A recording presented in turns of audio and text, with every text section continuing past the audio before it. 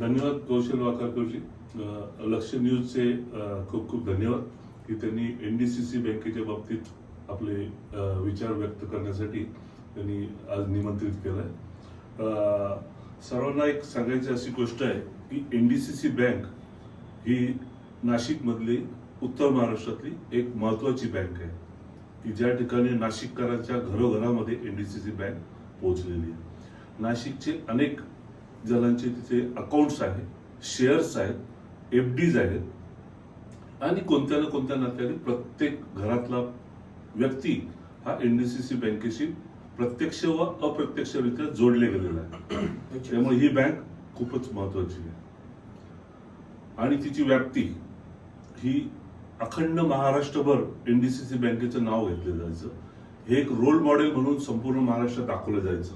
नाशिकची NDCC bank जी आहे ही इतर शहरांना, इतर बँकांना आदर्श बँक म्हणून हिचा कारभार लोक बघायचे, याचा अभ्यास करायचे. अशी ही बँक आजच्या घडीला शेवटच्या क्षणामध्ये म्हणजे थोडक्यात व्हेंटिलेटरवर असलेली ही बँक आहे. ही कधी पण हिचं जर ऑक्सिजन जर काढून घेतला तर ही मृत्युमुखी पडण्याची दाट शक्यता निर्माण झाली.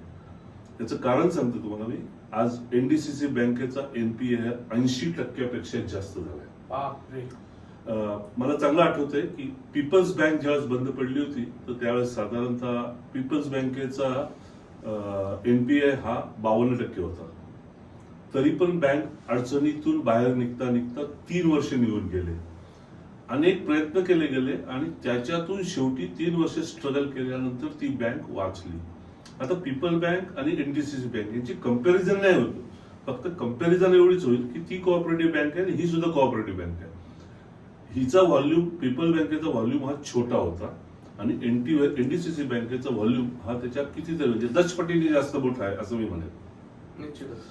तर ह्या बँकेचा, एनडीसीसी बँकेचा व्यवहार ज्या पद्धतीने घडवला गेला, इथे लोनचं जे मोठ्या प्रमाणात वाटप केलं गेलं, याच्यामध्ये अनेक गैरप्रकार झाले, मिसमॅनेजमेंट झाले, चुकीच्या पद्धतीने लोकांचं कर्ज वाटप झालं.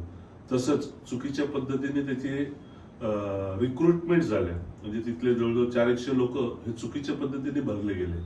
तसेच ज्यावेळेस नोटबंदी झाली त्यावेळेस नोटबंदीमध्ये पण अनेक पैसे हे गैर पद्धतीने लोकांना वाटप करण्यात आले.